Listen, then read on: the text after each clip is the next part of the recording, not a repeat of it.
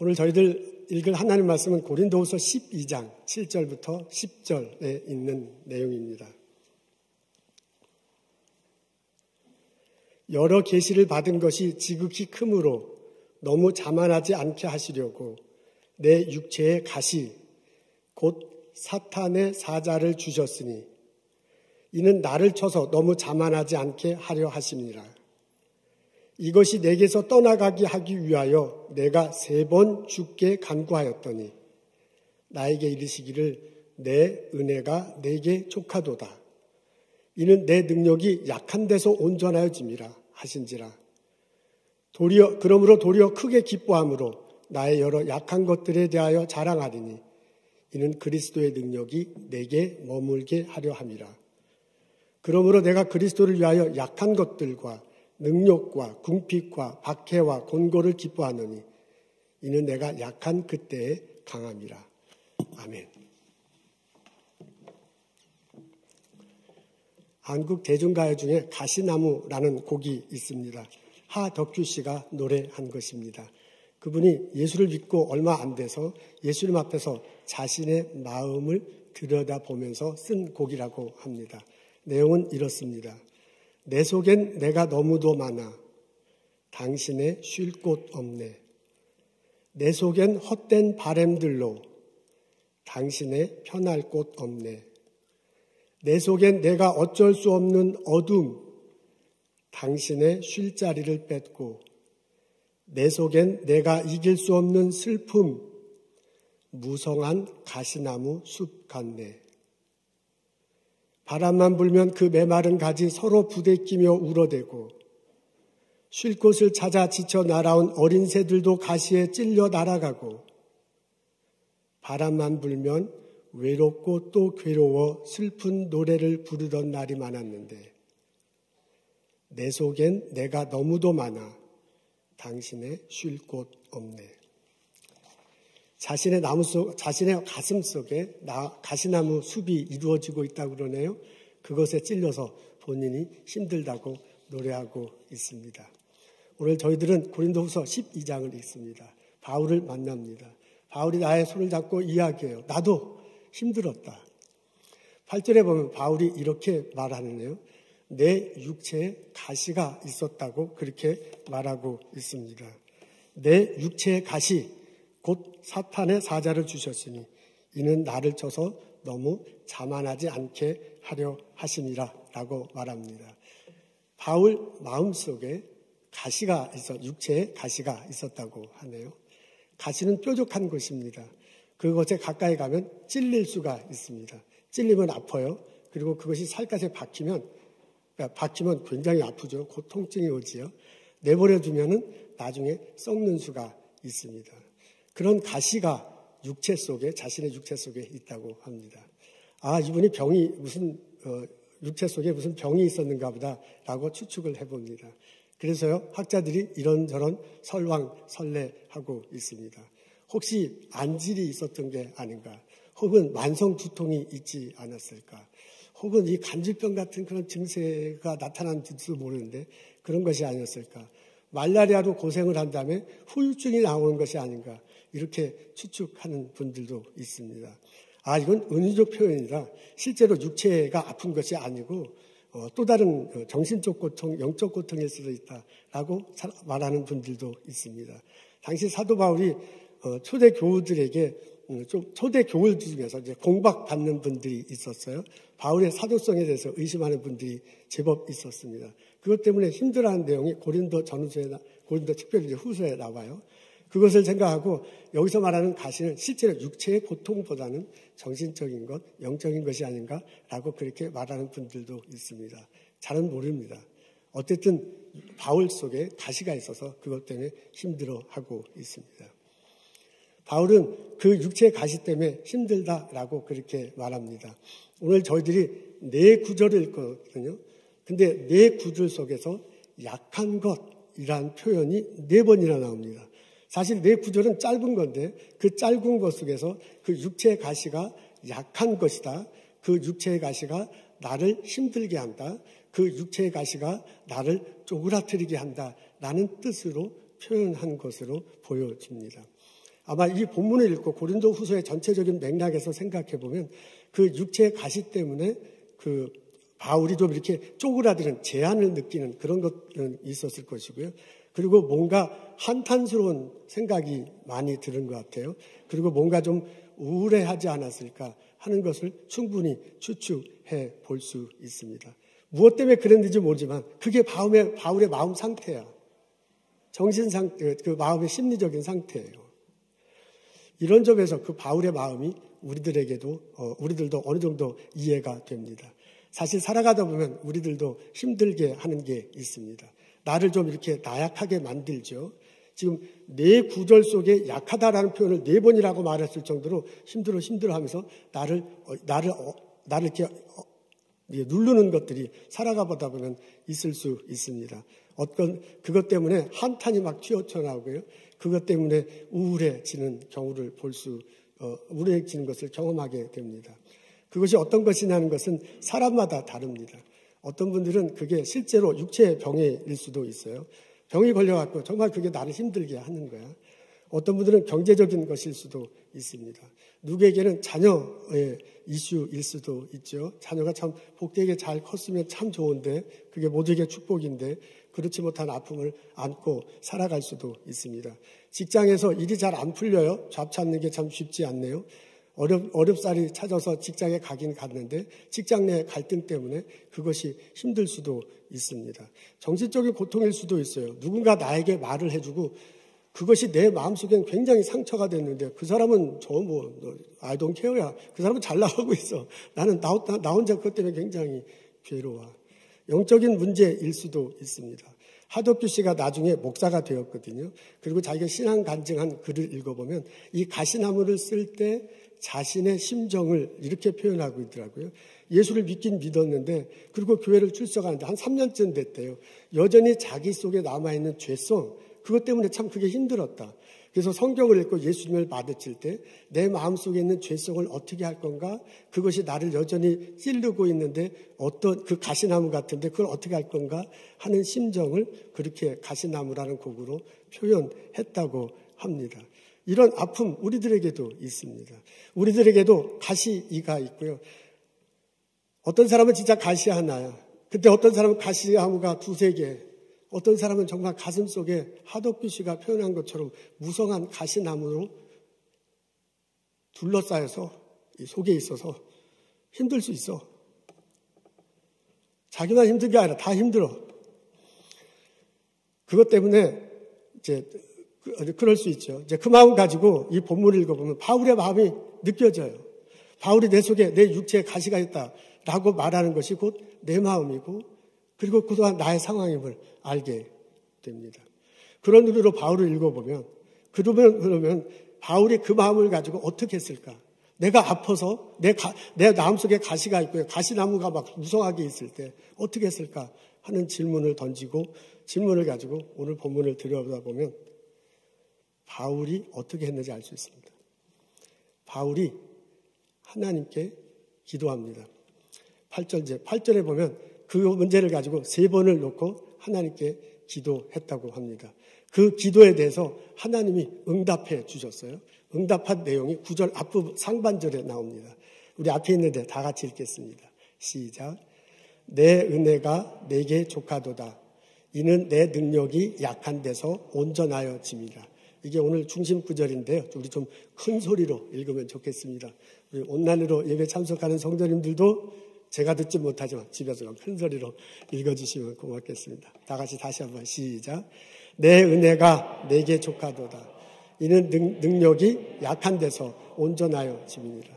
바울이 기도할 때 하나님께서 말씀으로 응답해 주셨네요.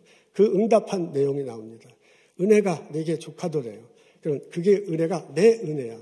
하나님이 바울에게 은혜를 내려주셨는데 그 내려준 은혜로 해서 바울이 만족한 그런 상황이 됐다라고 하나님이 말해주시는 거예요.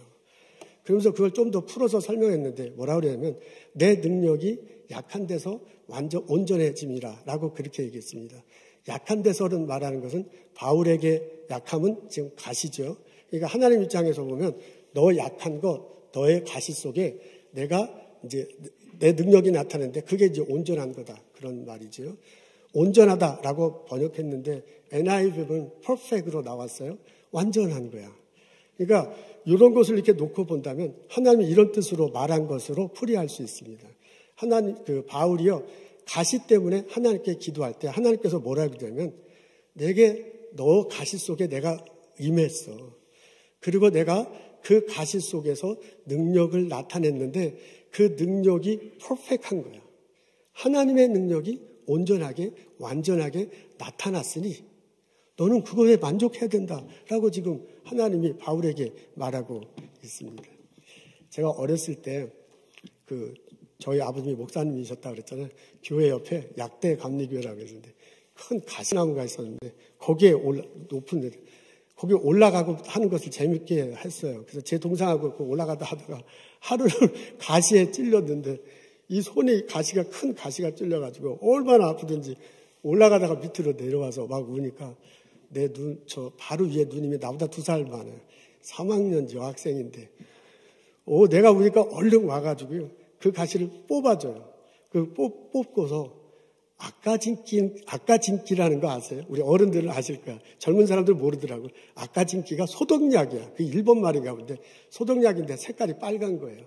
1960년대에는 약이 없어가지고 그게 소독약인데 배 아프다 그러면 배에 발라주고 머리 아프다 그러면 머리 바르고 뭐 그랬어. 아마 우리 어른들 다 그렇게 컸어. 그 아까진기 갖다가 싹 발라주는 거예요. 근데 내가 초등학교 1학년 어린애가 가시가 쏙 뽑아가지고 아까진기가 발라지니까 안 아픈 거야. 그래서 누나한테 뭐라 하면 이야 능력 있네. 누나 나중에 간호사나 의사 되면 되겠어. 라고 그렇게 말했던 기억이 납니다. 하나님께서요 바울에게 그 아픈 가시 위에 임하셨어. 그리고 하나님께서 그 가시를 다스려 주셨어요. 그 다스리는 결과로 하나님의 능력이 나타났는데 그 능력이 보니까 완전한 하나님의 능력이 거기에 나타난 거예요. 그게 지금 하나님이 말한 거예요. 그렇게 내가 너에게 은혜를 내려줬으니 너는 만족해야 될 것이다 라고 바울에게 말해주고 있습니다. 아멘. 이 말을 듣고요. 이 말씀을 받고서 바울이 확 변해버리고 맙니다. 9절 하반절에 이렇게 나와 있습니다. 그가 기뻐함으로 나의 여러 약한 것들에 대하여 자랑한다 그랬어요. 이는 그리스도의 능력이 내게 머물게 한다라고 그렇게 표현하고 있습니다. 약한 것들, 이 앞에는요, 기도하기 전에는 하나님이 기도해서 말씀하기 전에는 약한 것이라는 단수가 나와요. 근데 여기부터는 약한 것들이라는 복수 표현이 나오네요. 그 약한 것들은 지금 바울이 말한 가시야. 근데 그 가시를 자랑하겠대. 왜냐하면 그 가시가 그리스도의 능력이 머무는 장소기 때문에 그래요. 그 가시를 놓고 하나님께 기도했더니 하나님께서 은혜로 임하셔갖고 가시를 다스려 주셨어요. 그러고 보니까 그 가시가 아니야. 그 가시는 하나님의 능력이 임하는 거예요. 여러분 이거는 엄청난 변화예요. 8절에 보면 바울이 뭐라 하냐면 육체의 가시라고 그렇고 사탄의 사자라고 그랬습니다. 가시가 나의 아픔이 나의 어려운 것이 사탄이 내게 임하는 통로야. 우리 아프면 힘들면 다 귀찮잖아요. 너무 고통스럽잖아요. 그럼 생각은 부정적이야. 아픈데 힘들어 죽겠는데 긍정적인 사람 아무도 없어. 부정적으로 자꾸 가다 보면 포기하게 되고 하기 싫게 되고 그런 경로를 통해서 사탄이 내게 말을 전해오잖아요. 그 얘기야. 가시가 사탄의 사자였다 그랬거든요. 8절에 7절에. 그런데 9절 하반절에 뭐냐면 아니구나. 그 가시는 하나님이 능력으로 임하는 거구나. 여러분 하나님께 나가 기도하고요. 하나님 내 은혜가 되게 족하다라는 말씀을 듣고요. 그것을 붙들 때 사도 바울의 시선이 바뀌었어요. 자의 아픔이 사탄이 들어오는 메신저 통로가 아니야. 자신의 아픔이 자신의 고통이 하나님의 능력이 임하시는 겁니다. 아멘 할렐루야. 이렇게 하나님 말씀을 바꾸서요. 사도 바울이 바뀌었습니다. 기쁨이라는 표현이 나와. 그러면 그 전에 하나님 말씀 듣기 전에 이 사람은 상당히 우울했습니까? 사도 바울이 이 말씀을 붙들고 나면 자랑한다라고 그렇게 얘기해요. 그 말은 뭐냐면 그 전에는 이 사람은 굉장히 그것 때문에 한탄했을 것입니다. 나중에 이렇게 뒤에 보면 사도 바울이 곤란해도 다른 어려움에도 나는 이걸 하겠다는 그런 표현이 10절에 나와요. 그 말은 뭐냐면 육체의 가시였는데 빈곤, 다른 다른 어려움들도 이렇게 점점점 저도 퍼져나가요. 이 사람의 한계가 넓어진 거예요. 그리고 10절 마지막에 뭐냐면 나는 더 이상 약한 게 아니고 강하게 하다. 아멘. 바울이 자신의 아픔을 가지고요. 자신의 가지를 가지고 하나님께 기도하고 하나님 말씀에 응답을 받았습니다. 내 은혜가 내게 족하다. 그러면서 바울이 바뀌었어요. 시선이 바뀌었어요. 나의 아픔이, 나의 고통이 사탄의 사자가 오는 통로가 아니구나. 이곳은 하나님의 능력이 임하는 곳이구나. 그렇게 결심하고요. 그런 마음속에 은혜를 누리면서요. 이 사람이 우울감이 물러나고 기쁨이 생겼습니다. 이 사람이 한탄은 깨지고요. 이번에 거기에서 자랑하게 됐습니다. 이번에 내 한계가 아니라 한계를 넘어서게 됐어요. 이 사람이 나는 약한 존재가 아니라 강한 존재구나 라고 고백하며 인생을 살고 사역을 하게 됐습니다. 이 은혜가, 이 은총이, 이 경험이 우리 예배드리는 우리들 모두에게 임하기를 주님의 이름으로 축원합니다. 아멘. 사도 바울이 가시로 인해서 부들부들 아픔할 때 그렇게 나 아파, 그렇게 나 우울해, 나 그렇게 한탄스러워, 그래서 나 죽고 싶어 하는 그 상황에 하나님께 나아가 기도했습니다. 하나님 앞에 나아가서 자신의 아픔을 토로할 수 있었습니다. 그 기도를 가운데 하나님께서 은혜로 응답하셨습니다. 사실 이제 사도 바울도 그 위대하신 분이니까 위대한 눈으로 보지만은 그분도 한 인간으로 본다면 그 순간에 기도하지 않을 수도 있습니다. 우리 약하게 되면, 힘들게 되면 별 생각이 다 드는데 긍정적인 생각보다는 부정적인 생각이 훨씬 더 드는 게 우리 인간이야. 이 약함이 하나님의 능력이 임하신다, 그런 생각보다는 이 약함 때문에 점점 사탄의 소리에 빠져들어가는 게 우리 인간이, 우리들의 심정이야. 근데 사도 바울은 그 속에서 하나님께 기도했다는 것들이 우리들에게 큰 도전을 줍니다. 저는 이런 것은 예수님에게도 나타났습니다. 예수님이 40일 동안 기도하셨잖아요. 금식하셨대요. 40일 굶었다, 그 얘기인데요. 인간이 40일, 사람마다 다르겠지만 40일 굶었다는 얘기는 그 다음에 이제 죽는 거잖아요. 계속 안 먹으면 죽는 거잖아요. 거의 이제 죽음까지 갔다는 거예요. 그러니까 육체로 볼 땐 당신이 가장 약할 때입니다. 근데 그것도 광야에서 했다니까 이건 무슨 이스라엘 가보니까 그런 데서 40일이 뭐야, 4시간만 서 있어도 죽을 것 같은데 40일 동안 기도했다는 건, 금식하면서 기도했다는 건 이게 상상도 못할 일인데요. 그러면서 하나님께서 기도하면, 그러면 여러분 생각해보세요. 상식선에서 40일 동안 금식했으면 하늘이 열리고 성령께서 역사하시고 별개별 하나님께서 놀랍게 역사하는 일만 있어야 되잖아요. 근데 복음서 보면 안 그래. 사탄이 먼저 말을 걸어. 이거 돌을 떡으로 만들어라. 너 이거 나한테 절해라. 그리고 올라가서 한번 뛰어내려보라. 그러잖아요. 사탄이 먼저, 예수님인데도 사탄이 먼저 얘기해. 그때 예수님이 말씀으로 물리쳤대잖아요. 떡이 아니라 말씀으로 사는 거다. 내가 너한테 왜 절하냐. 하나님께 예배하겠다. 그리고 하나님 시험하면 안 된다. 라고 말씀으로 물리쳤다잖아요. 구약에 있는 말씀으로요. 그렇게 말리치고 나다가 사탄이 떠나가고 성령께서 역사하고 그것에 붙들려서 예수님께서 사역을 시작한 것을 알 수 있습니다.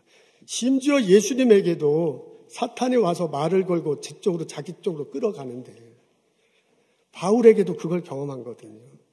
우리들에게도 그런 역사는 분명히 나타나요. 그럼에도 불구하고 바울이 하나님께 기도했다는 것, 예수님이 그 상태에서 하나님을 예배했다는 것, 그것이 우리들에게 많은 것을 가르쳐 줍니다. 사실 바울은 자신의 기도에 응답받지 못했습니다. 그러니까 우리는 응답은 가시가 싹 뽑혀야 돼. 그죠? 나 어렸을 때 한 것처럼 싹 뽑아가지고 아까 지금 우리 누나가 발라준 것처럼 내가 기도하는 그거, 내가 아픈 그게 싹 빠진 게 이제 하나님의 응답. 우리가 생각하는 하나님의 응답이야. 근데 오늘 문서들 보면 바울은 우리가 생각하는 그런 응답은 받지 못했습니다. 그리고 바울문서 다른 곳에 보면 여전히 그것 때문에 만성적인 질병이 되고 바울을 아프게 했습니다. 그런 점에서 계속 기도하기는 쉽지 않아. 딱 해결돼야지 안 해결되는 게 어디 있어요. 사무엘상 1장에 보면 한나가 기도하는 장면 나와. 한나의 가시는 아들이 없는 거야. 그래갖고 분이 날 때는 맨날 구박받아서 너무나 속이 상하고 우울해가지고 와서 기도하는 데 보면 막 통곡하잖아요. 자신이 막 아픔을 다 기도하잖아요. 하나님께서 그 기도 들어주셨어요. 아들이 생겼어요. 그 아들이 사무엘이 된 거야. 이스라엘 위대한 지도자가 된 거야. 이걸 단박에 가시가 뽑혀버렸어. 할렐루야. 그거 응답이야. 사도 바울은 다른 케이스예요. 사도 바울이 3번 기도했다는데 식사기도 3번 하듯 기도한 것 같지 않아요. 사도 바울이 예수님 피 땀 흘려서 3번 기도했다는데 그렇게 기도했을 거야. 예수님 하룻밤 만에 그러는데 사도 바울은 이걸 또 오랫동안 기도한 것 같아. 그런 흔적이 있어. 그럼에도 불구하고 우리가 생각하는 가시가 쏙 뽑히진 않았어. 그런데도 그 가운데서 하나님의 은혜가 족함을 누리고 있습니다. 사도 바울의 가시는 뽑히지 않았지만은 하나님이 사도 바울의 기도를 들어주시고요. 은혜로 임하셔서 그 가시를 다스려 주었습니다. 저는 이게 아주 고민하고 한 표현인데요. 그 가시를 다스려 주었어. 가시를 쏙 뽑지는 않았어요. 그 가시를 어떻게 다스렸냐면 하나님께서 은혜를 내려주셔서 그 가시가 아프지 않도록 이렇게 감싸 주셨어요. 하나님께서 은혜를 내려주고요. 그 가시가 있는 곳이 보이지 않도록 이렇게 덮어주셨어요. 하나님께서 은혜를 내려주셨고요. 그 가시가 이렇게 뛰어났으면 이걸로 찌르지 않도록 다른 것들로 채워주셨어요. 그래서 은혜를 채워주셔갖고 넘치도록 이렇게 하셨습니다. 사도 바울이 뭐라냐면 이 육체적 가시는 해결이 안 됐어, 사도 바울이요. 그런데 나중에 고백하기는, 내가 하나님의 하나님의 그 계시 받은 게 굉장히 많은데 그것 때문에 자만하지 않도록 하나님께서 이렇게 했다라고 그렇게 말해요. 앞부분에 보면 나와요. 그리고 10절에 보면 육체의 가시만 놓고 기도했는데 이게 아니구나. 나의 궁핍함 때문에도 나의 다른 어려움 때문에도 나는 기도하고 하나님의 은혜 족한 대로 살겠다라고 그렇게 고백을 합니다. 하나님이요 바울의 기도를 들어주시고 다스려 주셨어요. 뾰족한 것을 이렇게 감싸 주셨어요. 그것을 이렇게 덮어 주셨어요. 보지 않도록. 하나님께서 그게 찔리지 않도록 이렇게 쌓아 주셨어요. 그리고 넘치게 해 주셨습니다. 아멘. 하나님. 이 깨달음이 있기를, 이 은혜가 있기를 주님의 이름으로 축원합니다. 여러분, 목사로서 고민이 있습니다. 교우들 아파할 때, 힘들어할 때 같이 기도해. 정말 기도해. 새벽마다 부르죠. 그리고 그 가시가 쏙 뽑아지면 얼마나 좋겠어. 그러면 교우들 듣고 저도 참 유능한 목사지요. 근데 현실은 그렇지 않아. 이게 하나님 뜻이야. 이게 하나님 뜻이다. 하나님은 또 다른 계획하심과 인도하심이 있다. 하나님은 육체의 가시를 놓지만 자만을 해결하셨잖아요. 또 다른 걸 그렇게 살게 할 것처럼 그렇게 말할 수밖에 없는 나의 고충이야. 근데 그게 성경의 가르침이고요. 그게 우리 신앙의 선배들의 간증이에요. 하나님은 우리가 아픔이 있을 때 하나님께 기도할 수 있어. 그리고 하나님께 나가 기도해야 돼. 근데 그것을 들어주시는 건 하나님의 뜻이에요. 하나님의 계획하시며. 근데 분명한 것은 하나님께서 그 가시를 다스려 주시는 거예요. 하나님께서 그 가시 정말 뽑아주면 좋지만 그렇지 않더라도 다스려 주셔. 그것을 쌓아주셔. 그것을 덮어주셔. 그 가시를 채워주셔. 그 가시 너머로 넘치게 하시는 하나님이십니다. 이 깨달음이, 이 경험이, 이 고백이 오늘 예배드리는 본당에서 예배드리는 여러분들에게, 오늘날을 통해서 가정에서 예배드리는 여러분들에게 깨달아지고 경험되시기를 주님의 이름으로 축원합니다. 우리가 고통스러울 때 하나님께 나가 기도할 수 있습니다. 하나님 힘듭니다. 하나님 아픕니다. 나의 가시를 뽑아주옵소서. 나의 가시를 다스려 주옵소서. 나의 가시를 만져 주옵소서. 나의 가시를 채워 주시옵소서. 나의 가시를 통해서 넘치게 해 주시옵소서. 내가 주시는 은혜요, 주께서 주는 은혜로 만족하며 살아갈 수 있도록 인도해 주옵소서. 이렇게 기도할 때 하나님께서 나의 삶은 자리에 오시고, 하나님께서 내 마음속에 오시고, 하나님께서 내 육신에 오셔서 은혜를 내려 주실 줄로 믿습니다. 그 은혜에 붙들려, 그 은혜에 붙들고, 그 은혜 때문에 살아가는 나와 여러분 되시기를 주님의 이름으로 축원합니다. 은혜로 우리는 하루하루를 살아갑니다. 은혜 아니면 우리는 하루하루도 살아갈 수 없습니다. 정약용이라는 사람이 조선시대에 살았습니다. 그분의 호가 다산이라고 하네요. 그분이 학자하셨잖아요. 당시 병적 판서인 오대이의 72세 생일에 이분이 편지를 썼답니다. 그 편지 안에 행복에 대해서 정의를 내렸다고 합니다. 그분이 말하는 행복은 두 가지 종류가 있어. 하나는 열복이고 또 하나는 청복이라고 합니다. 열복은 열자, 뜨거울 열자, 뜨거워져서 내리는 복이고요. 청복은 맑은 청자, 맑은 데서 오는 복입니다. 이렇게 이야기해서 행복은 열복과 청복이 있다라고 말하면서요. 이렇게 설명을 했다고 합니다. 열복은 가슴을 뜨겁게 해주는 화끈한 행복입니다. 일명 세속에서 말하는 성공과 출세입니다. 외직에 나가 장군이 되어 깃발을 세우고 결제 도장을 찍으며 젊은 여인들과 즐겁게 놀다가 내 집으로 들어와 높은 가마를 타고 조정에 들어가 정사를 결정하는 것을 열복이라고 합니다. 한마디로 얘기해서 출세하는 거야. 출세해서 오는 행복입니다. 청복은 이와는 다릅니다. 비록 사소하지만 맑은 행복입니다. 청아한 삶의 일상 자체가 진정한 행복입니다. 비록 깊은 산속 아무도 알아주는 이 없는 곳에 살고 있지만 푸른 계곡물을 바라보며 발을 담그고 예쁜 꽃과 나무들을 벗하며 내 인생의 사소하지만 의미를 찾는 것이야말로 진정한 행복입니다. 자연 속에서 유유자적하는 것입니다. 제가 이 글을 읽고요. 성경이 말하는 행복은 이것과 다르다. 성경이 말하는 행복은 은복입니다. 은혜의 은자. 하나님께서 내게 은혜를 내려주셔서 내가 얻는 복이에요. 열복은 내가 출살하고 막 해서 얻으려고 해갖고 성취했을 때 얻는 행복이야. 다산 정약용이 말하는 청복은 모든 걸 다 포기했을 때 얻어지는 행복이야. 근데 성경이 말하는 행복은 그것과는 달라요. 성경이 말하는 행복은 하나님이 은혜로 채워주셔서 얻는 행복이에요. 나의 가시를 하나님께서 다스려 주셔. 그걸 싸매 주셔. 그것을 이렇게 메꿔 주셔. 넘치게 해주실 때 오는 행복이야. 제가 좋아하는 복음성가가 있습니다. 은혜 아니면 살아갈 수가 없네. 호흡마저도 다 주의 것이니 세상 평안과 위로 내게 없어도 오직 예수뿐이네. 그 신 계획 나 볼 수도 없고 작은 고난에 지쳐도 주께 묶인 나의 모든 삶 버티고 견디게 하시네. 버티고 견딘대요. 이 사람도 여전히 가시나무를 움켜잡고 살아가는 거야.